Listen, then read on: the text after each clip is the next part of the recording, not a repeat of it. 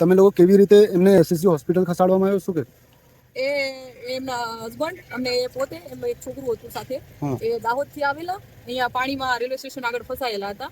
ત્યાંથી અમે એમને એસએસજી હોસ્પિટલ પહોંચાડ્યા. પ્રેગ્નેન્ટ હતા અને સારવારની જરૂરિયાત હતી એમને ત્યાં જોયા હતા પાણીમાં ફસાયેલા હતા, એટલે ગાડી લઈ ત્યાં ગાડીમાં અમારી પોલીસની જે પીસીઆર વાનમાં બેસાડી એમને ત્યાં હોસ્પિટલ લઈ ગયા. હોસ્પિટલ એમને એડમિટ કર્યા, ત્યાં એમની સારવાર ચાલુ કરાવી.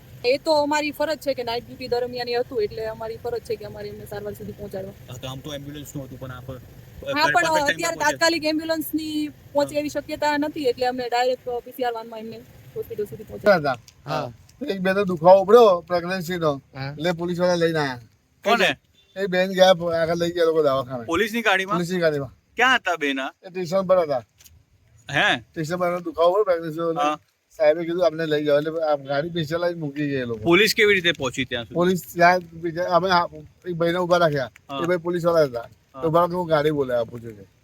પછી આ ગાડી પીસીઆર બોલાવીને બેસાડી. અને બેન સ્ટેશનમાં જ હતા? બેન સ્ટેશનમાં જ હતા. શું કહેશો કે કેવું લાગી રહ્યું છે પોલીસ જે મદદ? બહુ સારું કામ કર્યું પોલીસ વાળા ભાઈ. કેટલા સમયથી સ્ટેશન ઉપર હતા બેન? અડધો પોણા કલાકથી. ટ્રેનની રાહ જોતા હતા? શું ના, ટ્રેનની રાહ જોતા, પણ ગાડીઓ કે આવતી નથી, એટલે બેન ત્યાં ઉભા હતા. તો અમે દુખાવો પડ્યો. ક્યાં ના હતા બેન? ખબર છે? દાહોદ ગોધરાના. એવું છે. શું નામ છે બેન? એ ખબર નહીં ભાઈ, હું તો